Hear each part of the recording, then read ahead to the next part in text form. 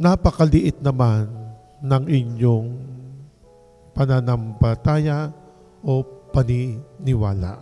Wala ba kayong pananalig? Bakit kayo natatakot?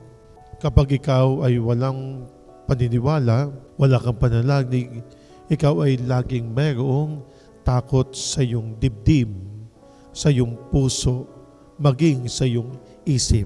Subalit, ang ating Panginoong Diyos ay laging nagwiwika sa atin, huwag kang matakot, huwag kang matakot, ako ito.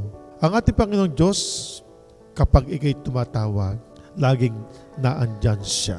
Nasa mabuti ka man ng kalagayan, nasa mali kang kalagayan, naandyan, naghihintay lamang ang ating Panginoon na tawagin mo. Hindi nawawala, hindi natutulog ang ating Panginoong Diyos. Ang ating Panginoong Diyos lagi pong nasa sa atin.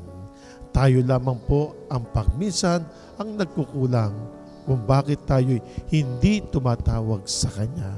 Pero ang Diyos laging naandyan siya sa oras ng anumang bagay, ng mga pagkilos. Pag tinawag po ninyo ang ating Diyos, naandyan siya.